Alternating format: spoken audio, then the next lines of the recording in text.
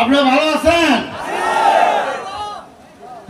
বক্তৃতা সবাই বলে লম্বা বক্তৃতা দেওয়ার জন্য, কিন্তু সময় তো খুব কম।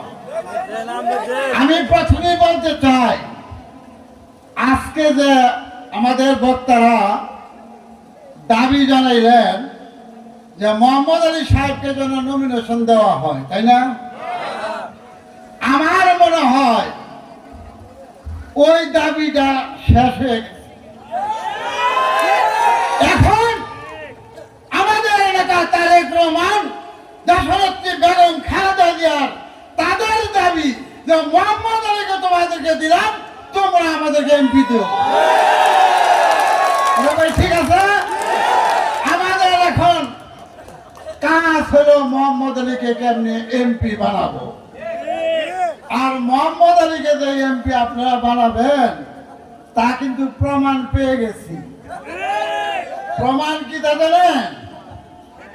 শোনেন, আমি এখানে আসার পরে মোহাম্মদ আলী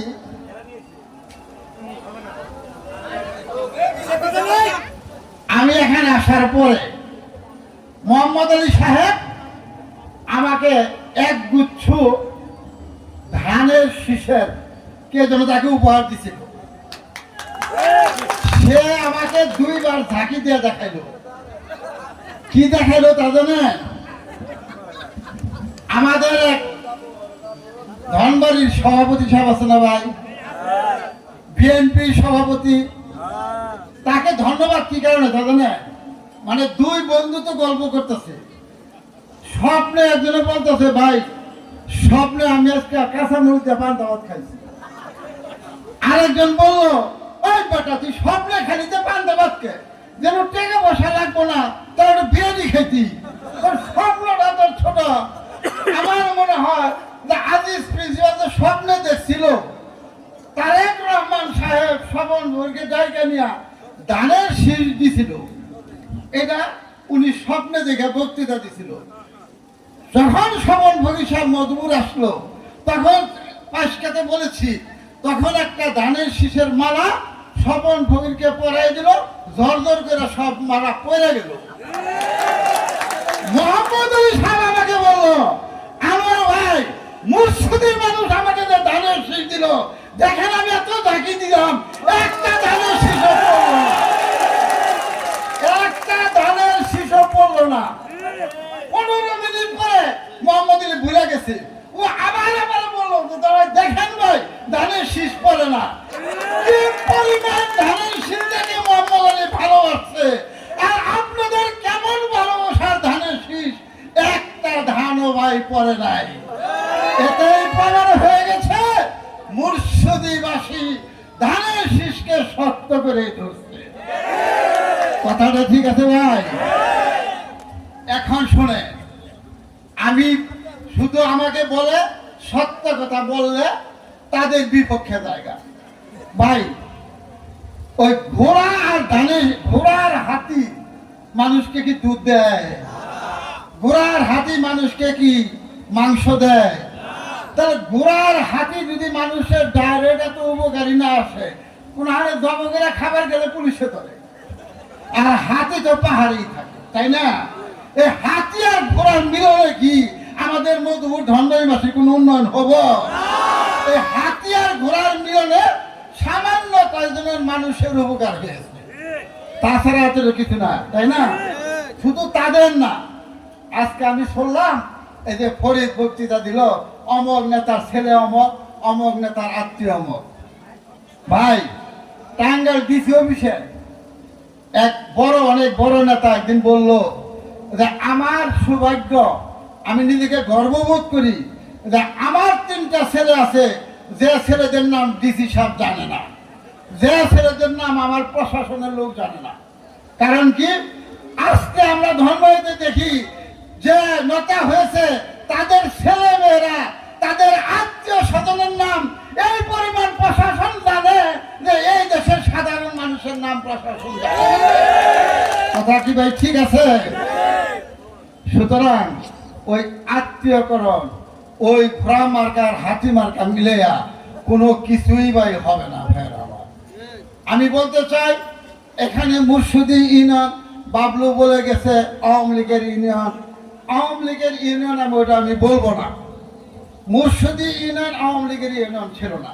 এখানে তাদের সন্তান আব্দুর রাজ্জাক ভোলা, সে ভোটেই পাশ করুক না ভোটেই পাশ করুক, এলাকার সন্তান ছিল, তারা হয়তো বা তার জন্য কাজ করছে। কিন্তু সেখানে আজকে আমাদের ছোট ভাইয়েরা বলে গেছে যারা তাদের সাথে অত্যাচার করছে সেটা ভাই হাতে গুনে দেখবেন 10 থেকে 20 জন। আমি এইটুকুই বলতে চাই যে সমস্ত আওয়ামী লীগের ভাইয়েরা আমাদের বিএনপির কর্মীর প্রতি অত্যাচার করেছে, মারধর করেছে, জমি দখল করেছে, সেই আওয়ামী লীগ আমাদের দরকার নাই। কিন্তু যারা বাধ্য হয়ে ভোট দিয়েছে আমাদের তাদের প্রতি কোনো কথা নাই। ভাইয়ের আমার আসেন না, আমরা মধুপুরবাসী, আমরা ধনবাড়িবাসী, আমরা মুর্শিদিবাসী একত্রিত হয়ে মোহাম্মদ আলীকে এমপি বানাই। ভাইয়ের আমার এখন কিন্তু নমিনেশনের কোনো কিন্তু নাই। আমি এটুকু আরেকটা কথা আপনারা দেখবেন, আমরা যদি কোনো প্রোগ্রাম করি ওরা বলবো কি ফেসবুকে কয় যে স্ক্রিনশট দিয়ে রাখলাম বিচার করবো। ওরা আছে খালি আমাদের বিচার করার ধান্দায়। আর ওদেরকে জিজ্ঞেস করবেন তুই অমুক ব্যবসা করস, তুই অমুক ব্যবসা কর, সেটা আমরা দেখে দিব।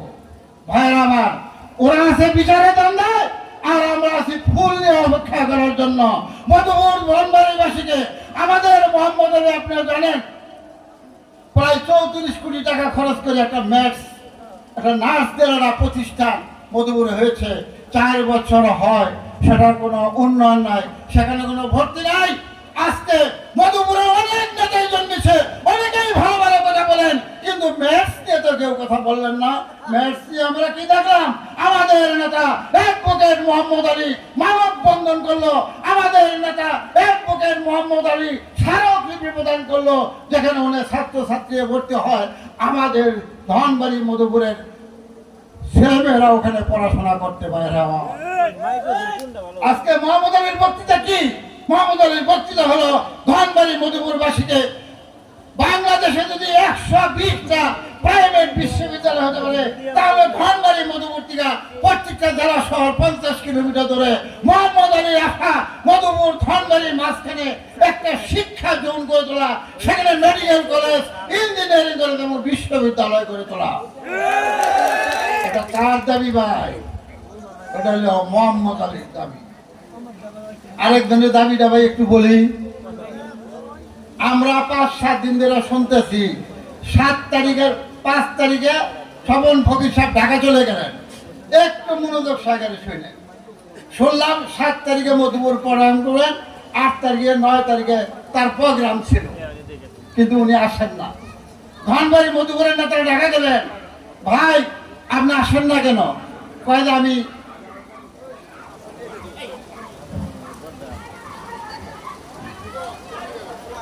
ধনবাড়ি মধুপুরের নেতারা ঢাকা গেলেন, ঢাকা দিয়ে বললেন নেতা আসেন না কেন? আপনি প্রোগ্রাম দিচ্ছেন 4টা। উনি কি বলছেন জানেন? উনি বলছেন নমিনেশন না পেলে আমি যাব না। আর ধনবাড়ি মধুপুরের নেতারা বললো আপনি তো যাবেন না, আমরা খাবো কি? পক্ষে নমিনেশন 100% কনফার্ম হওয়ার আগ পর্যন্ত ভাই আসেন, 1 মাস সময় আছে, 1 মাস আমরা খাই। আমি শুধু বলতে চাই যে লোকটা নমিনেশন কনফার্ম না হলে মধুপুর ধনবাড়ি আসবে না, সেই লোকটা মধুপুর ধনবাড়ির জন্য কি করবে ভাই? কি করবে? তার কথা হলো ভাই ঢাকায় গিয়ে উনি কি বলেন জানেন? উনি বলেন আমার বয়স 80 বছরের কাছাকাছি, একটা বারের জন্য এমপি দেন ভাই, তারপরে আর কোনোদিন যাব না। তার মানে কি আমার এমপি তো দরকার, আমার মধুপুরের ধনবাড়ির উন্নয়নের কোনো দরকার না।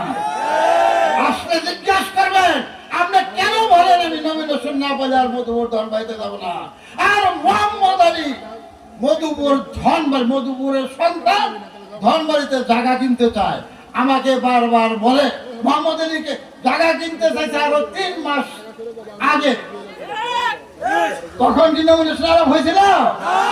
মধুপুর ধনবাড়িতে জায়গা কেন কিনতে চাইছিল? সে মধুপুর ধনবাড়ির মানুষকে কখনো ছেড়ে যাবে না, এই কারণে সে মধুপুর ধনবাড়িতে জায়গা কিনতে চেয়েছে।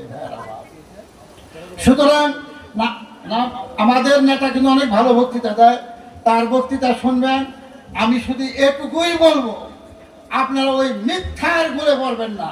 যারা নমিনেশন না পেলে মধুর আসবে না, তাদের কথা আর শুনবেন না।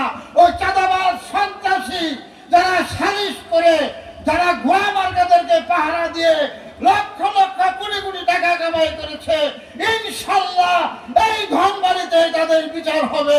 আপনারা সেটা দেখতে পাবেন।